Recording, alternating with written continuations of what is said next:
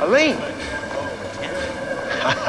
Max, let me introduce you. This is Mrs. Bernstein. How do you do? Mr. Perkins, Mom has told me so much about you. She's the first person who told me my writing was worth anything. Hell, she's the whole reason for our book. I thank you for that. We were expected last night. I told you I wouldn't. It was embarrassing. You know I hate those theatrical And you affairs. know I didn't want to go alone. If you'll excuse me. All those actors make me feel awkward. You know that. I told you I wasn't gonna come. Continue this alone. I'll come by around 2. 2. Perfect. Thanks. Come on. Good day, Mr. Perkins.